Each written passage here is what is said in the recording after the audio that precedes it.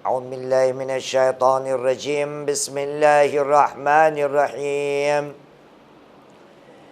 अल्हम्दुलिल्लाहि वस्सलातु अला अहलिहा अम्मा बाद फस्सलामु अलैकुम व रहमतुल्लाहि व बरकातुहू। बिस्मिल्लाहिर्रहमानिर्रहीम ला हौला वला कुव्वता इल्ला बिल्लाहिल अलील अज़ीम हस्बुनल्लाहु निअमल वकील निअमल मौला व निअमन नसीर।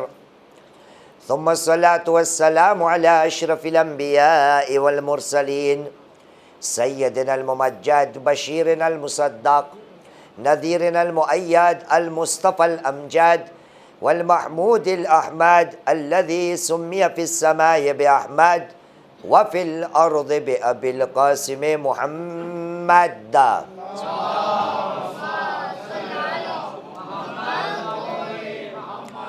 वअला आलि बैतिहि अत्तय्यबीन अत्ताहिरीन अल-मासूमीन अल्लज़ीना अज़हबल्लाहु अन्हुमुर रिज्स व तह्हरहुम तत्हीरा।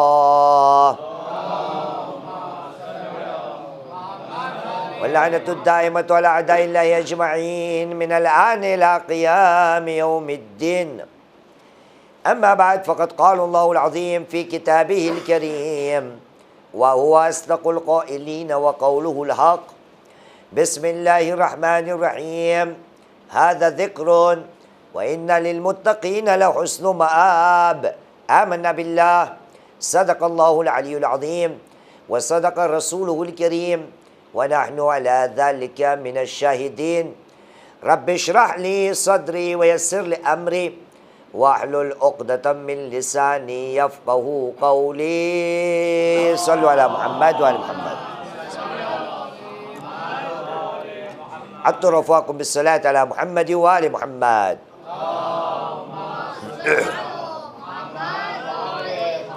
नव्विरू वजूहकुम बिस्सलाति अला मुहम्मद व आलि मुहम्मद।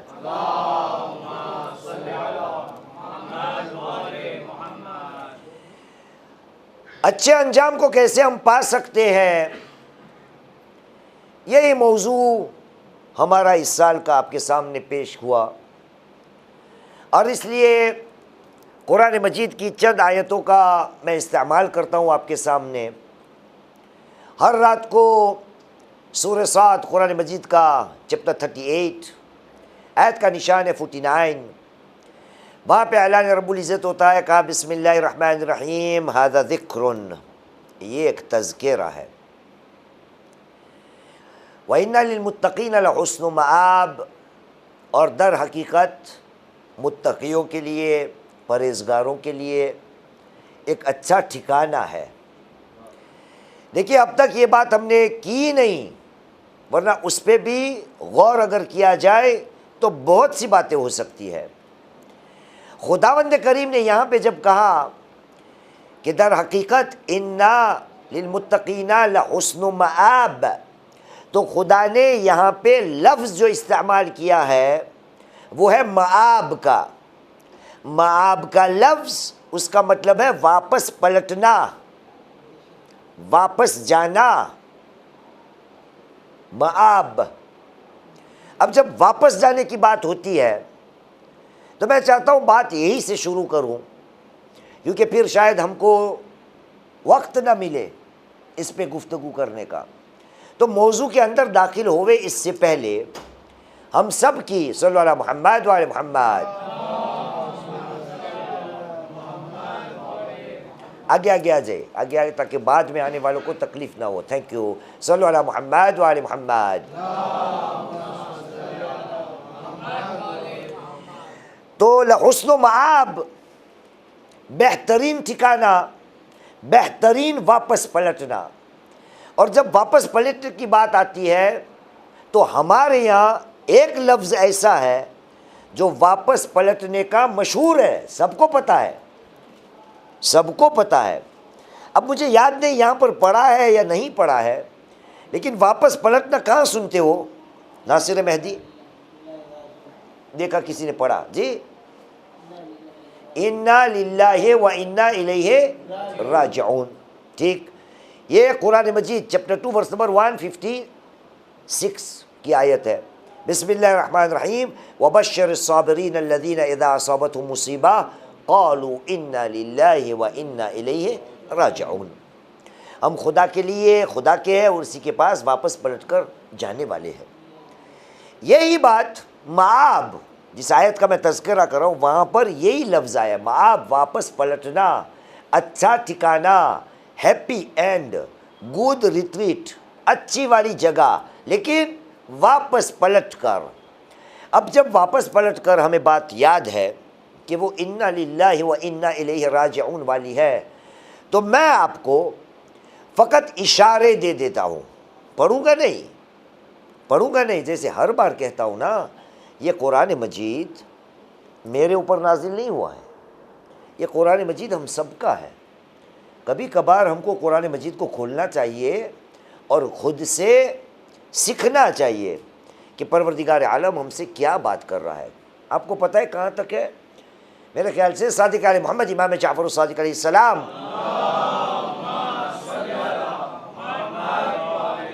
का इरशाद यूँ है कि ऐ मुसलमान, कुरान मजीद को यूँ पढ़ा कर जैसे तुझ पे नाजिल हुआ है। हम उसे लायक तो है नहीं, उसके अहल तो है नहीं कि खुदा अपने कलाम को हम पर नाजिल करे। हम कहाँ और नबी करीम कहाँ। लेकिन फिर भी सादिक आले मोहम्मद क्या कह रहे हैं? कुरान को पढ़ो और इस तरह से समझ के यूँ पढ़ा करो कि गोया आप पे खुदा ने नाजिल किया है। ऐसे कुरान मजीद को पढ़ो। तो देखिए, वापस पलटने की बात है। वहाँ पर भी एक आयत मशहूर है, वो कुल्लु नफ्सिन ज़ाइक़तुल मौत वाली बात। अब वापस पलटना है, मौजू के अंदर ही आ सकता है, लेकिन वक्त के दामन में इतनी गुंजाइश नहीं कि हर चीज़ को मैं बयान करूँ। तो ये थोड़ा सा काम आप कीजिएगा। देखिए, कुल्लु नफ्सिन ज़ाइक़तुल मौत वाली जो आयत है ना, वो कुरान में कितनी बार आई है? बयान किया था मैंने, यहाँ शायद नहीं किया है, तो चलो पूछ लेते हैं कितनी बार आई है। किसी को कोई अंदाज़ा? 1, 2, 3, 10, 15, 16, 20, 25। कुल्लु नफ्सिन ज़ाइक़तुल मौत वाली आयत, इससे इब्तिदा होने वाली आयत कुरान मजीद में 3 बार आई है। और इब्तिदा इन्हीं लफ्ज़ों से होती है, लेकिन इंतहा कुछ और लफ्ज़ों से होती है।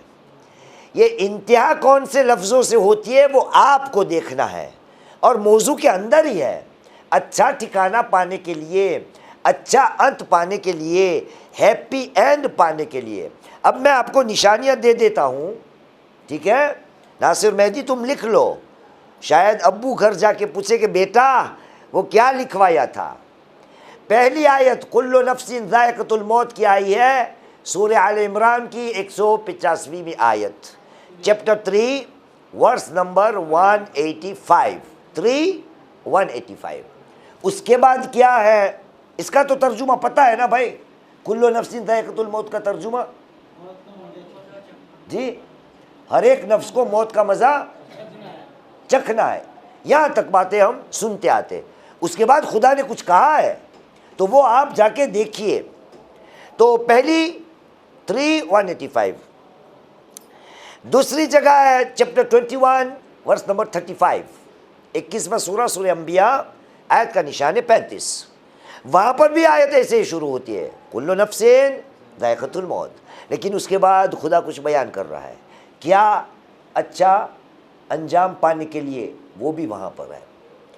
तीसरी आयत और तीसरी निशानी वो आते हैं सूरह अनकबूत, 29वां सूरह कुरान मजीद का, चैप्टर 29, और आयत का निशान है 57, 57। ये 3 वो आयतें हैं कि जो कुल्लु नफ्सिन ज़ाइक़तुल मौत से शुरू होती है, और उसके बाद अच्छा अंजाम पाने के लिए, समझने के लिए, तैयारियां करने के लिए इंसान के लिए काफ़ी हो सकती है। इसलिए इससे पहले कि सलवात पढ़वाऊँ, वापस इससे पहले सुनिए, इससे पहले कि सलवात पढ़वाऊँ वापस रेफरेंस दे देता हूँ, 3:185, 21, 35, 29, 57। सल्लल्लाहु अला मोहम्मद वाले मोहम्मद जी, या 29, 57 जी, 29 ही है, 29 ही है। सल्लल्लाहु अलैहि मोहम्मद वाले मोहम्मद। एक और सलावत पढ़िए मोहम्मद वाले मोहम्मद पर।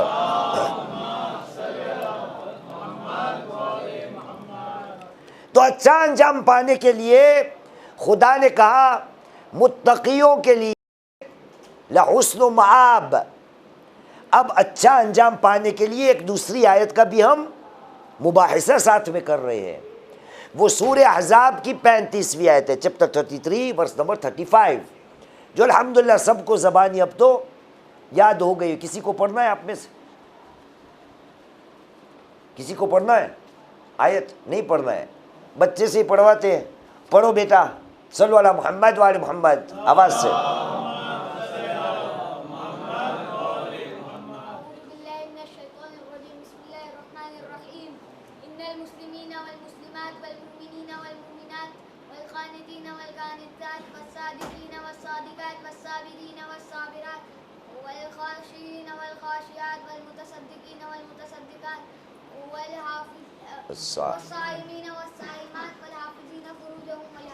शाबाश शाबाश, सल्लल्लाहु अलैहि मोहम्मद वाले मोहम्मद।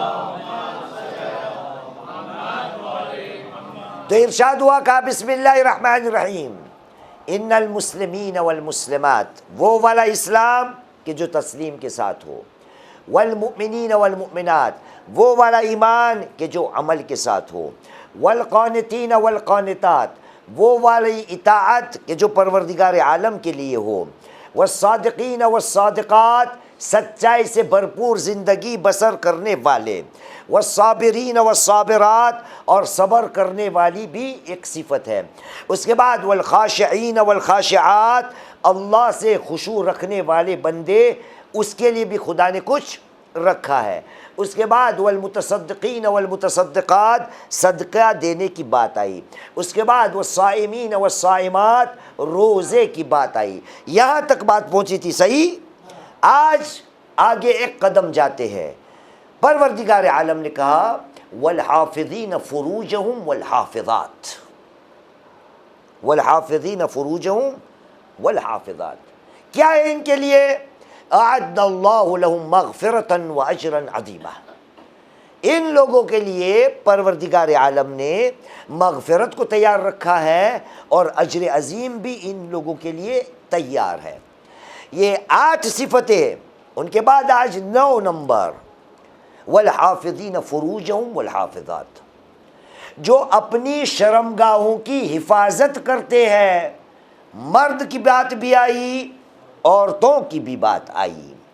अब सवाल, अजीज़ान मोहतरम, लफ्ज़ हिफ्ज़ खुदा ने इस्तेमाल किया है। हिफ्ज़ का लफ्ज़ बहुत सी जगह पर यूज़ होता है, इस्तेमाल होता है। नमाज के लिए आया है, हिफ्ज़ुस सलात, ये सब आयतें हमने आपके सामने पढ़ी है। वहाफ़िज़ू अलस सलावात, ठीक है, नमाज की हिफाजत करो। क्या नमाज चोरी हो जाएगी? कोई तिजोरी में रखने की है? तो यहाँ पर हिफ्ज़ का मतलब क्या होगा? नमाज का ख्याल रखना, सही टाइम पे पढ़ना, अदायगी के साथ पढ़ना, अहकाम के मद्देनज़र रखते हुए पढ़ना, उसको कहेंगे हिफ्ज़ नमाज या हिफ्ज़ुस सलात। यही लफ्ज़ अरबी में किसी को अगर कुरान मजीद ज़बानी याद है तो उनको हम कहेंगे हाफिज़ कुरान। तो क्या कुरान कहीं चोरी हो गया था कि उसकी हिफाजत करनी पड़ी? नहीं। कुरान के साथ जब हिफ्ज़ का लफ्ज़ आएगा तो हिफ्ज़ का मतलब होता है किसी बर्तन में किसी चीज़ को भरना। इसलिए हाफिज़ कुरान को हाफिज़ कुरान कहते हैं कि उन्होंने दिल के बर्तन में कुरान को उतार लिया। अब देखिएगा, जगह जगह पे हिफ्ज़ का मतलब अलग अलग होता जाएगा। फिर उसके बाद हिफ्ज़ुल माल आता है, माल की हिफाजत करना। तो माल की हिफाजत तो सब जानते हैं, ये तो हम सब जानते हैं कि माल की हिफाजत करना है। तिजोरियाँ में हम पैसे रखते हैं, लेकिन यही हिफाजत है? नहीं। एक और तरीके की हिफाजत है माल की। वो क्या? कि गलत खर्च न करना, इसराफ न करना, ये भी माल की हिफाजत में आएगा। फिर उसके बाद आएगा हिफ्ज़ नफ्स, अपने नफ्स की हिफाजत करना। मतलब अपने आप को गुनाहों से बचाना। अब लफ्ज़ एक ही है, हिफाजत वाला, बचाने वाला, लेकिन अलग अलग तर्जुमे उसके कुरान मजीद में है।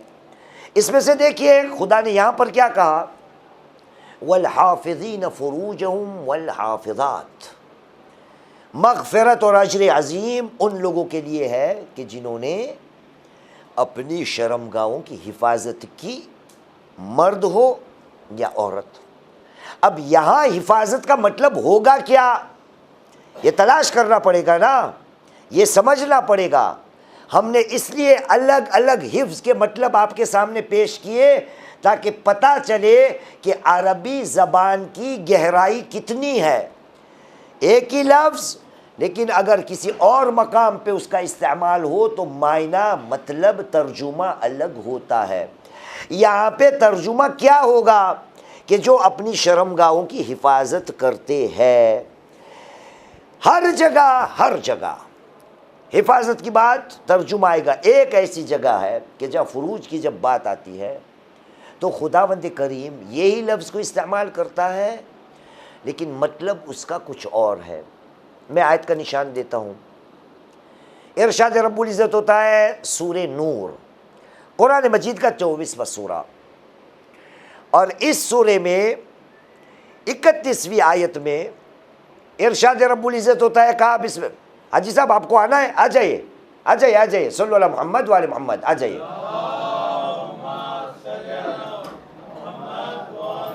अहसन, ये हमें चाहिए, नूरानी नूरानी चेहरे हो तो हमें भी थोड़ी महफिल में नूर आ जाए। सल्लल्लाहु अला मोहम्मद वाले मोहम्मद। अहसन, सल्लल्लाहु अला मोहम्मद वाले मोहम्मद। तो 24वां सूरा और आयत का निशान 31। खुदा ने कहा बिस्मिल्लाहिर्रहमानिर्रहीम, कुल लिल मुमिनात यग़दुदना, कुल लिल मुमिनात यग़दुदना अबसारहुम व यहफ़ज़ना फ़ुरूजहुन। ऐ मेरे हबीब, मोमिनात को कह दीजिए, मतलब औरतों को, अपनी आँखों को बंद करे और रखे और अपनी शर्मगाहों की हिफाजत करे। औरतों को कहा जा रहा है।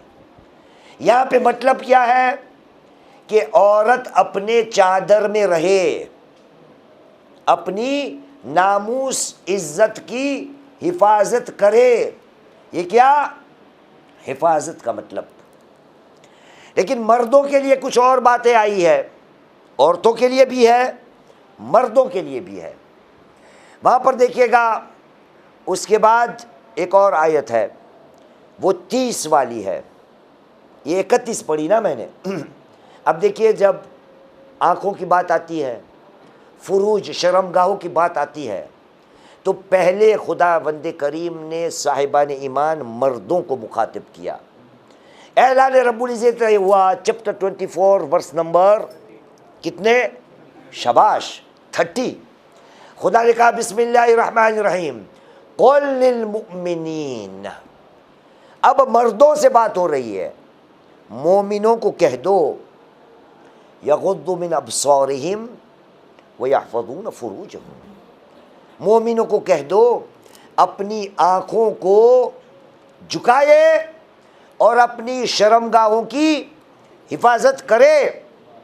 अब सवाल ये आता है कि वो वाला हिफाजत औरतों वाला, ये मर्दों वाला, समझ में कैसे आए कि दोनों हिफाजत में फ़र्क क्या है। मौजू जहनों से हटने न पाए। मौजू हमारा है अच्छा अंजाम, हैप्पी एंड, और उसके लिए खुदा ने कहा मैंने मग़फ़िरत तैयार रखी है, अजर अज़ीम तैयार रखा है। किसके लिए? हाफ़िज़ीन फ़ुरूजहुम वल हाफ़िज़ात।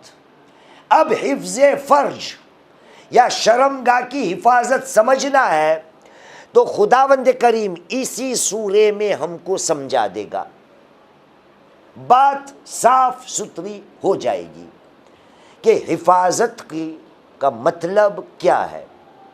तो उसके बाद एक आयत आती है, लेकिन ये आयत पढ़ूँ ना, इससे पहले बच्चों के लिए जिसकी शादी नहीं हुए है, यहाँ तो बहुत से होंगे, आपकी हुई है शादी? नहीं हुई है, इनकी भी नहीं हुई लगती है, जो जवान जवान लगते हैं। आपकी हुई है? सब शादीशुदा है सब? आपकी नहीं हुई है तो एक मिला, 2 3 और कोई हो जाएगी इंशाअल्लाह। 4 और कोई है जिसकी शादी नहीं हुई? कैमरामैन आपकी शादी हो गई है? हो गई। आपकी भी नहीं हुई? चलो तक वो उसका भी नहीं, कम से कम 5-6 लोग तो है यहाँ। देखिए खुदा ने हमको क्या हुक्म दिया है। शादी की जब बात आती है तो खुदावंद करीम ने इसी सूरे में चैप्टर 24 वर्स नंबर 32 मौलाना हजरात जब निकाह पढ़ते हैं ना और निकाह का खुतबा पढ़ते हैं ना, तब ये आयत को ज़रूर पढ़ते हैं, ये वाली 24:32 वाली। उसमें खुदा का कलाम ये है, कहा बिस्मिल्लाहिर्रहमानिर्रहीम व अनकिहुल अय्याम मिनकुम वस्सालिहीन मिन इबादिकुम व इकुम इन यकूनु फुक़रा युग़निहुमुल्लाहु मिन फ़ज़लिही वल्लाहु वासिउन अलीम। वल्लाहु वासिउन अलीम। ऐ मुसलमानों, जिसकी शादियां नहीं हुई है उनके निकाह करवाओ, चाहे वो फ़कीर क्यों ना हो, खुदा उनको मालामाल कर देगा। युग़निहुमुल्लाहु मिन फ़ज़लिही वल्लाहु वासिउन अलीम। तो ये अब माशरे की जिम्मेदारी है कि जिसकी शादियां नहीं हुई उनकी शादी करवाई जाए। और मुझे ख्याल है कि तो इंडिया पाकिस्तान में तो होता है, इंडिया में भी होता होगा, उसको कोई समूह लगन कहते हैं, ऐसा कुछ थाई से ना पड़ है कि जो एक साथ में लोगों की शादियां करवाई जाती है और होती है। तो शादी का मौका जो है कुरान मजीद में निकाह करवाने की बात आई है, लेकिन उसके बाद भी एक आयत है। लेकिन हमें यह समझना है कि हिफाजत को हम समझे कैसे। देखिए सूरे मुमिनून कुरान मजीद का 23वां सूरा हमारे नाम का सूरा है, उसकी आयत 5, 6, 7 वहाँ पर इरशाद रब्बुल इज़्ज़त होता है, कहा बिस्मिल्लाहिर्रहमानिर्रहीम वल्लज़ीना हुम लिफ़ुरूजिहिम हाफ़िज़ून। साहिबान ईमान वो लोग हैं कि जो अपनी शर्मगाहों की हिफाजत करते हैं। वही है भाई, सही है, चेक करते हो, सही है, गलती नहीं हो रही, गलती होए तो बताना, मैं भी कोई फरिश्ता नहीं, जिब्राइल नहीं, गलती हो सकती है मुझसे, गलत हो सीधा रोकना, मौलाना गलती हुई। साहिबान ईमान वो होते हैं कि जो अपनी शर्मगाहों की हिफाजत करते हैं। मैं पूछूंगा शर्मगाहों की हिफाजत करना मतलब क्या? तो उसके बाद वाली जो आयत है ना, उसे पता चल जाता है कि शर्मगाहों की हिफाजत करने का मतलब क्या है। उसके बाद खुदा आगे जाके बयान करता है, कहता है इल्ला अला अज़वाजिकुम औ मा मलकत ऐमानुकुम।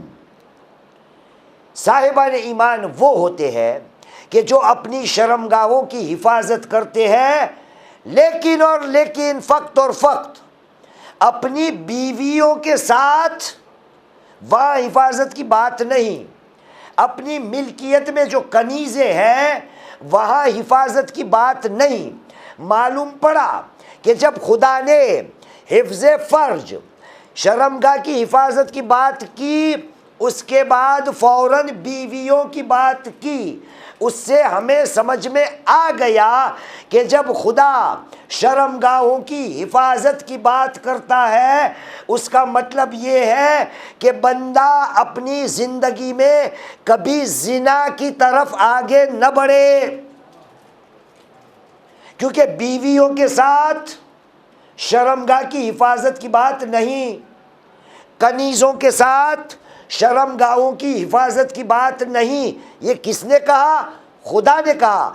मतलब ये हुआ कि गैर बीवी के साथ अगर शर्मगाह की बात आएगी और हिफाजत की बात आएगी तो पहला मतलब निकलेगा जिना। अब थोड़ी थोड़ी बात समझ में आती है कि खुदा ने जब कहा वल हाफिज़ीन फुरूजहुम वल हाफिज़ात, जो मर्द हजरात अपनी शर्मगाहों की हिफाजत करते हैं, वो औरतें जो अपनी शर्मगाहों की हिफाजत करती है, इसका मतलबों में से एक मतलब जो नज़दीक तरीन मतलब है वो है कि जो जिना में मुब्तला नहीं होता। जिना कौन करता है भाई? जिना को समझना है थोड़ा हमको। जिना तो सुना होगा आपने ना, लफ्ज़ जानते हैं सब ना, जिना। देखिए हम इंसान हैं, इंसान। खुदा ने हमें इतनी इज्जत बख्शी है, जानवर तो है नहीं, जानवर तो नहीं ना आमिर भाई। आपने जानवर का आलम देखा है जंगलों में? वहाँ कोई कायदा कानून होता है? कौन किसकी बहन, कौन किसकी बहू, कौन किसकी बेटी, कौन किसकी जौजा, कौन किसका शौहर, कौन किसका बाप, कौन किसका भाई, कौन किसका बच्चा? कुछ वहाँ है कायदे? जिसको जहाँ भी जाना हो कोई कायदा ही नहीं। खुदा कह रहा है मुसलमान तू इंसान है, इंसान जानवर नहीं। अपनी इज्जत को, इसकी हिफाजत कर, कदर कर। अगर जिना करेगा तो तुझ में और जानवरों में कोई फर्क नहीं रहेगा, कोई फर्क नहीं रहेगा। इसलिए खुदा ने इसके बाद वाली आयत सूरह मोमिनून में 8वीं आयत में कहा कि जो हजरात इस जिना से अपने आप को नहीं बचाएंगे तो हुमुल आदून, ये दुश्मनाने खुदा है। अब थोड़ी बार और समझ में आई कि खुदा ने क्यों कहा कि इन लोगों के लिए मगफिरत और अजर अजीम रखा है, क्योंकि ये खुदा के चहीते बंदे हैं। अगर मैं खुदा का दुश्मन बन गया तो मेरे लिए मगफिरत और अजर अजीम क्या मिल सकता है? नहीं मिल सकता। एक सलवात पढ़े मोहम्मद वाले मोहम्मद पर।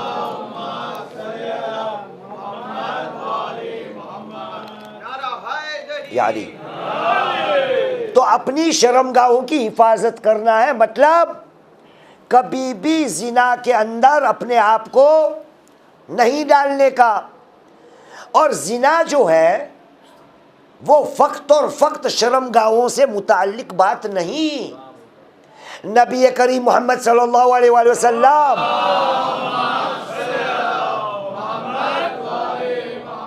आपने कह दिया है जिना उल बसर अन नज़र, इन आँखों का भी एक जिना होता है और वह वो किसी पे नज़र डालना। वह जिना समउ अल उज़न अल इस्तिमा, कान का भी एक जिना होता है। ऐसी चीज़ों को सुनना जो हराम है वो भी जिना है। हर चीज़ का एक जिना है। नज़र की बात जब आ गई तो नबी ने कह दिया ना कि जिना है। तारीख़ में मिलता है कि नज़र कितनी ख़तरनाक चीज़ है। आपने थोड़ा नोट किया? वापस पढ़ देता हूँ ताकि आपके जहन रोशन हो जाए। Chapter 24 verse number 30 and verse number 31। खुदा ने, आपने देखा क्या हुक्म दिया? कुल लिल मुमिनात यग़ुद्दुना मिन अब्सारिहिम। उसके बाद वाली आयत कुल लिल मुमिनीना यग़ुद्दू अब्सारहुम। मोमिनात को कह दीजिए आँखों को झुकाए, आँखों पे काबू डाले। मोमिनीन को कह दीजिए आँखों को झुकाए, आँखों पे पर्दे डाले, आँखों को काबू में रखे। उसके बाद क्या बात आई कि शर्मगाहों की हिफाजत करे। अब कुछ समझ में आता है ना कि खुदा ने शर्मगाहों की हिफाजत से पहले हर बार निगाह की बात की, नज़र की बात की। इसलिए नबी करीम ने कहा अन नज़रो सहमुन मिन सिहाम इब्लीस। ये बद नज़र जो है ना वो शैतान के तीरों में से एक तीर है। शैतान के तीरों में से एक तीर है। अब बंदा कितना ख्याल रखता है, हर जगह पे नजरें मारते फिरता ही रहता है ना। नबी ईसा अलैहिस्सलाम ने कहा, ला तकूनन्ना हदीदिन नज़रे इला मा लैसा लक। ऐ खुदा के बंदे, ऐ खुदा के बंदे, अपनी नजर को ऐसी तेज मत बना उसके ऊपर जो तेरा है ही नहीं, जो तेरी चीज है ही नहीं, तेरी मिल्कियत में है ही नहीं, वहां पे अपनी नजर को तहदीद, वो छुरी जो नहीं होती तेज, नबी ईसा कह रहे अपनी नजर को इतनी तेज मत बना। कहां पर? जो चीज तेरी नहीं वहां पे नजर मत डाल। आपने देखा कि खुदा ने, अब शर्मगाह की बात को छोड़ देता हूँ, सीधा वही लफ्ज़ इस्तेमाल करता हूँ, खुदा ने जहाँ जहाँ पर जिना की बात की वहाँ पर नज़रों की बात की। अब आगे बढ़ते हैं, ये जिना चीज़ है क्या? हमारा सबका दावा है कि हम खुदा के बंदे हैं, है या नहीं है? आप है इंशाअल्लाह। कुरान मजीद दावत देता हूँ, हर रोज़ कहता हूँ, मैं सब नहीं पढ़ूंगा। परवरदिगार आलम सूरह फुरकान कुरान मजीद का 25वां सूरा, खुदावंद करीम अपने बंदों की तारीफ, तौसीफ, क्वालिटीज़, सिफात को बयान करता है। चैप्टर 25 आयत यूँ शुरू होती है, 63 से बात शुरू होती है। 25वां सूरा आयत का निशान 63 से बात शुरू होती है। का बिस्मिल्लाहिर्रहमानिर्रहीम व इबादुर्रहमान, रहमान के बंदे वो होते हैं। कौन होते हैं? आप पढ़ोगे घर जाके? क्या कहते हो भाई? टाइम नहीं ना, जॉब है, पढ़ेंगे इंशाअल्लाह। सल्लल्लाहु अला मोहम्मद वाले मोहम्मद।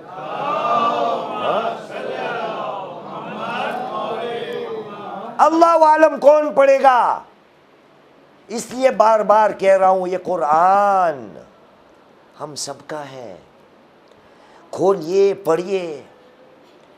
63वीं आयत से लेकर आखिर तक सूरह फुरकान में कम से कम परवरदिगार आलम ने 14 सिफतें अपने बंदों की बयान की है। कितनी? 14। उसमें से एक जो आज हमारा मौजू है ना, 69 वाली आयत, 25, 65, खुदा ने कहा रहमान के बंदे वो होते हैं वला यज़नून, रहमान के बंदे कभी जिना करते ही नहीं। ये कौन? रहमान के बंदे। अब एक कदम आगे जाते हैं। नमाज सब पढ़ते हो ना? इसका भी हवाला आपको दिया था, शायद नहीं दिया था मैंने, पढ़ने को कहा था नमाज के लिए। यहाँ बोला था मजलिस से भी इतनी पढ़ता हूँ, याद नहीं रहता कहाँ क्या पढ़ा था। यहाँ बयान किया था, न किया हो तो याद दिला देता हूँ। एक सलात पढ़े मोहम्मद वाले मोहम्मद पर। नहीं, यहाँ नहीं होगा, अब याद आ गया। परवरदिगार आलम ने सूरह मारिज कुरान मजीद का 70वां सूरा, चैप्टर 70, हमारी हकीकत को खुदा बयान कर रहा है। वहाँ भी खुदा ने नमाज पढ़ने वालों की 14 सिफतें बयान की है। वहाँ पर क्या था? इबादुर्रहमान की 14 सिफतें। यहाँ पर क्या है? नमाज पढ़ने वालों की 14 सिफतें। अभी जागना नहीं तुझे मुसलमान? अभी गफलत की नींद में से खड़ा नहीं होना?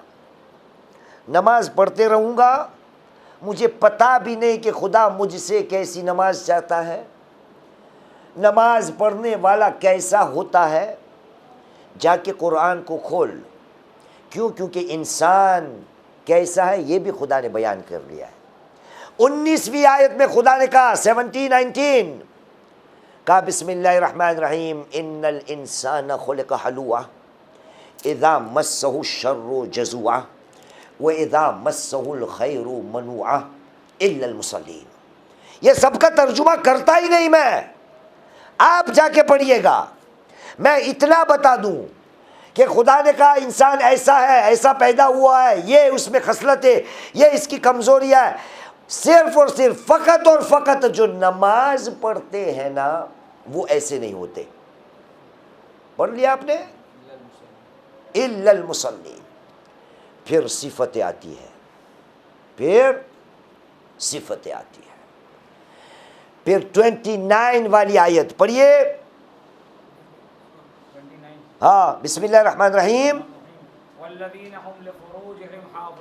सुना आपने? नमाजी वही हो सकता है, वल्लदीना लिफुरूजिहिम हाफिज़ून। अगर तू नमाज पढ़ने वाला है और जिना में मुब्तला है तो तू नमाजी है ही नहीं। नमाजी वो होता है कि जो अपनी शर्मगाहों की हिफाजत करता है। और आपने देख लिया कि जब शर्मगाहों की हिफाजत की बात आई तो कदम कदम पर खुदा ने नज़रों की बात की, आँखों की बात की। इसी आँखों से अब देखिए, ये आँखों में बहुत से नज़ारे आपको दिखते होंगे ना। ये तो माशाल्लाह हमारा भारत है, हिंदुस्तान है, बॉलीवुड है हमारे पास। इतनी एक्ट्रेसेस हमको दिखती है फिल्मी, जहाँ भी जाओ रास्ते में इतनी सारी एडवर्टाइज हमको दिखती है। वो वाली दिखती है, फिर वो वाली दिखती है, फिर वो वाली दिखती है, सब पे नज़र जाती है ना। क्या करे, मजबूर है। रिक्शों में बैठे हैं, नज़र पड़ गई। गाड़ी चला रहे हैं, नज़र गर गई। तो इस्लाम ने क्या कहा? इस्लाम ने कहा पहली नज़र क्या? और देखा, आपको पता है। लेकिन किसी ने मौलाना को जाके पूछा, मौलाना पहली नज़र माफ तो है, अगर वह अटक जाए तो माफ में ही रहेगा। अब देख लिया, कुछ दिखने में आ गया तो अब देखते ही रहिए। पहली नज़र क्योंकि पहली है ना, माफ है। अटक जाए तो क्या होवे? ये है हमारे सवालात। नमाजें हम पढ़ते हैं, मुत्तकी अपने आप को हम कहते हैं, खुदा के बंदे अपने आप को हम कहते हैं। लेकिन खुदा ने कहा, खुदा के बंदे वला यज़नून। खुदा ने कहा नमाज पढ़ने वाले अपनी शर्मगाहों की हिफाजत करते हैं, कभी जिना नहीं करेंगे। कहाँ तक बात जाएगी, कहाँ तक? रसूल करीम मोहम्मद सल्लल्लाहु अलैहि वसल्लम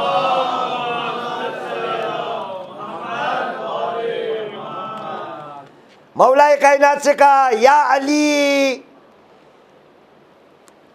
फिज़ ज़िना सित्तत ख़िसाल। अय अली, ज़िना के अंदर 6 बातें हैं, 6 बातें। सलासा फ़ी दुनिया व सलासा फ़िल आखिरा। ज़िना में 6 बातें हैं, 3 दुनिया में, 3 आखिरत में। फ़अम्मा फ़ी दुनिया फ़ज़हबुल बहा, इंसान के चेहरे का नूर चला जाएगा दुनिया के अंदर, एक। दूसरा, क़त्उर रिज़्क़, उसका रिज़्क़ जो है वो क़ता हो जाएगा। तीसरा, तुअज्जलुल फ़ना, दुनिया में फ़ना होने वाले तो सब है, लेकिन तेज़ी से फ़ना की बारी आ जाएगी। ज़िना करने वाले दुनिया में चेहरों का नूर गायब, ख़त्म होने का टाइम जल्दी नज़दीक आने वाला, और रोज़ी भी क़ता हो जाएगी।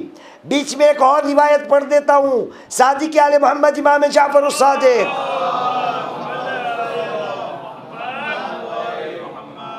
आपने कहा अज़्ज़िना यहबिसुर रिज़्क़, मज़मून है। अज़्ज़ुनूब अल्लती तहबिसुर रिज़्क़ औ तक़तउर रिज़्क़, वो है ज़िना। रोज़ी कम होने की वजह क्या है? ज़िना। तो यहाँ तो हम सब यही कहेंगे, तो हम कहाँ ज़िना कर रहे हैं?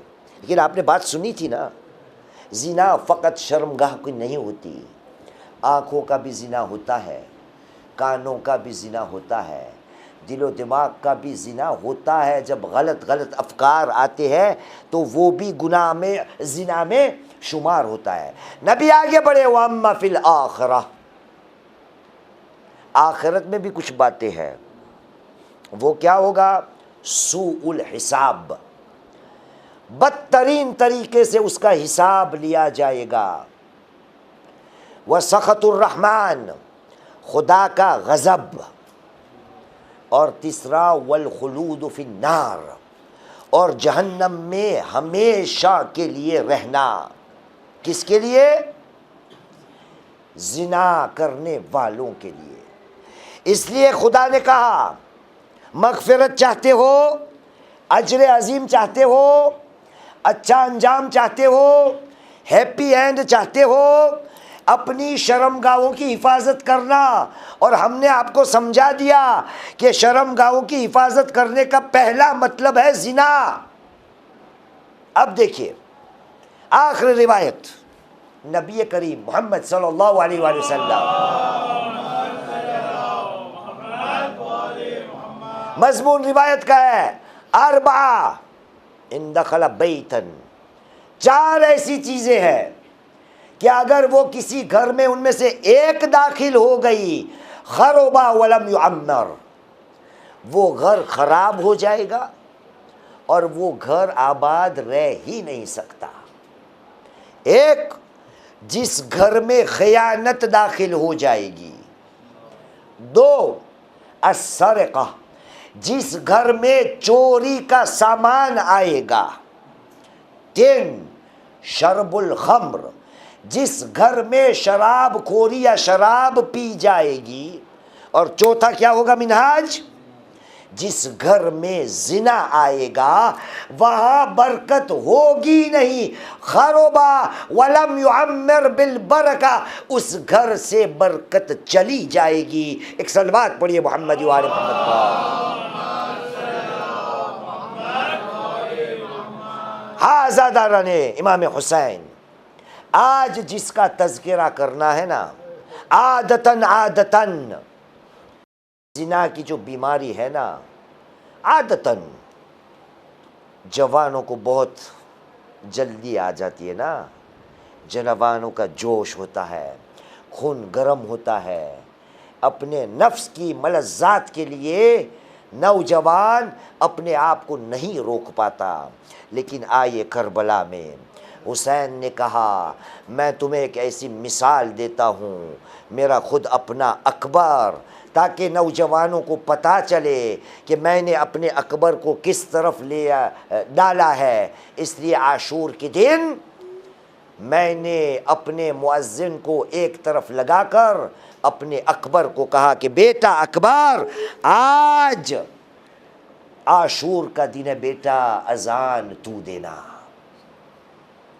अजीज़ों, अली अकबर कौन थे? सुनते हम ना अरबाब मिंबर से कि हम शक्ल पैगंबर थे।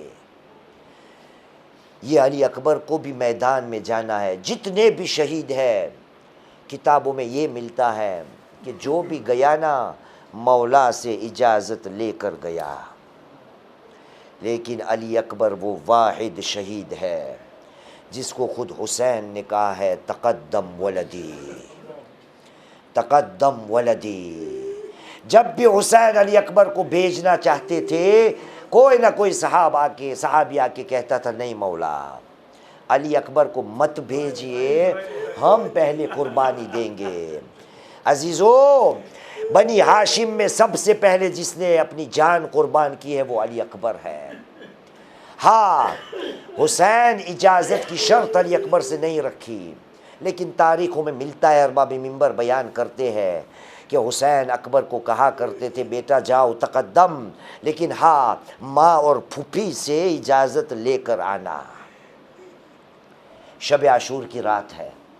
मेरे उस्ताद मोहतरम बयान करते हैं मौलाना मुसादिक हसन कि शब आशूर की रात थी।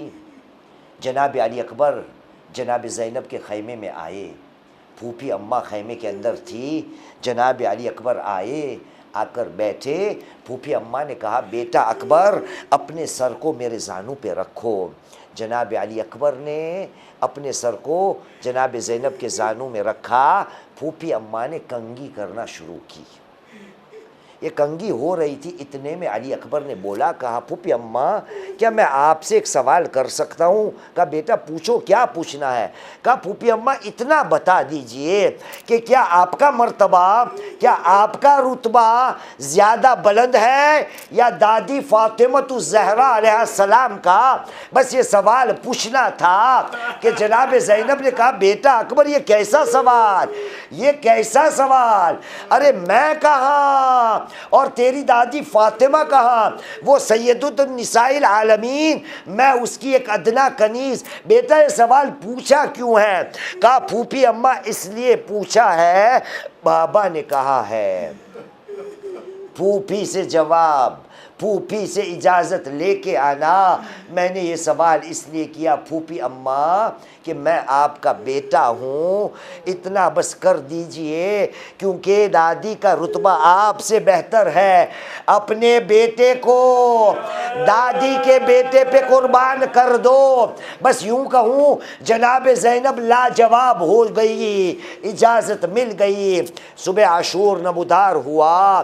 जनाब अली अकबर को हुसैन मज़लूम ने सवार किया, लेकिन सवार करने के बाद हुसैन ने कहा, खुदाया तू गवाह रहना, अब मैदान में वो जा रहा है जो तेरे नबी का हम शक्ल था। उसकी रफ्तार भी नबी की रफ्तार, उसकी गुफ्तार भी नबी की गुफ्तार। हुसैन ने सवार अकबर को कर लिया, लेकिन एक बात सामने आई। हुसैन ने ज़बान पे कुछ जुमले दोहराए। कौन से जुमले? महलन महला या बुनैया, बेटा ज़रा आहिस्ता जाओ। अली अकबर ने कदमों की आहट को सुना, बाप की आवाज़ को सुना, गर्दन को मोड़ा, देखा ज़ईफ़ बाप कमर कपड़े हुए पकड़े हुए पीछे आ रहा है। सवारी से उतरे और कहा, बाबा जान थोड़ी देर पहले आप ही ने मुझे सवार किया, क्या माजरा हुआ? कहा, बेटा अकबर तुझे क्या पता, अगर तेरे पास तेरे जैसे कोई जवान बेटा होता तो तुझे पता चलता कि ज़ईफ़ बाप के क्या गुजरती है। हलो अज़ादारो, अकबर मैदान में गए, बहादुरी से जंग की, कुछ देर न गुजरी थी, वापस पलट कर आए, हुसैन मज़लूम के पास आए और कहने लगे, बाबा जान हल लिल मशरब मिन सबील अल अतशो कद कतलनी। बाबा क्या पानी का थोड़ा इंतजाम हो सकता है? अरे प्यास मारे जा रही है, बाबा थोड़ा पानी मिल जाए तो बहादुरी से और जंग करो। आपने सुना है ना कि हुसैन ने क्या कहा? कहा, बेटा पानी तो है नहीं, अपनी ज़बान को मेरे मुंह में डालो। एक शायर ने इसकी मंजर कशी की है ना, यहाँ भी मरसिया शायद अभी हाजी साहब पढ़ेंगे। शायर ने क्या कहा? शायर ने हमारे सामने इस मंजर को पेश किया कि क्या कहा? मांगा अकबर ने पानी, मांगा अकबर ने पानी, क्या हुआ उसके बाद? दे दी सूखी जुबान। अकबर ने अपनी जुबान को मुंह में किसके? इमाम हुसैन के डाली, लेकिन उसके बाद क्या हुआ? उसने वापस जुबान खींची, कहते हुए ऐसी सूखी जुबान कहीं देखी नहीं। हाँ ज़ादारो, अली अकबर वापस गए। एक मौका आया, वहाँ से निदा बुलंद हुई, बाबा जान अलैका मिन्नी अस्सलाम। हुसैन अली अकबर के पास पहुँचे। पहुँचते ही क्या किया? कहा, बेटा बहुत ज़ख्मी हो, मेरी थोड़ी मदद करो। बाबा क्या मदद कर सकता हूँ?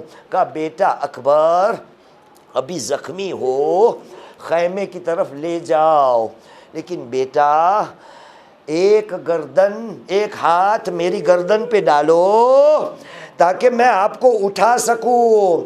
लेकिन क्या करे, हुसैन ने देखा था अकबर का एक हाथ सीने पे पड़ा था, लेकिन इमाम का हुक्म था। अकबर ने हाथ को हटाया, क्या देखा, अकबर के सीने में एक बरछी पैवस्त है। हुसैन समझ गए ये हाथ यहाँ से क्यों नहीं हटता था। कहा बेटा फिक्र मत करो, मैं बरछी को निकाल देता हूँ। हुसैन ने बरछी को खींचा, अरे बरछी के साथ अकबर का कलेजा आया, अरे कलेजे के साथ अकबर की रूह परवाज कर गई। लो अकबर बाप से जुदा हो गए।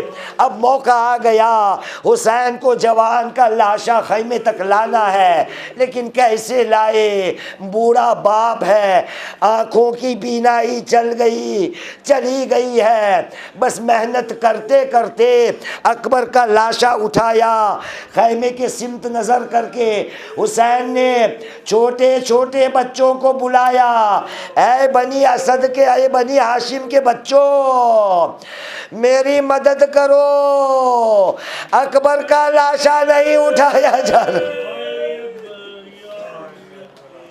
अला लानतुल्लाहि अलल कौमिज़ ज़ालिमीन वसयअलमुल्लज़ीना ज़लमू अय्य मुनक़लिबिन यनक़लिबून इन्ना लिल्लाहि व इन्ना इलैहि राजिऊन रज़न बिक़ज़ाइ व तस्लीमन लिअम्रिहि मातम हुसैन।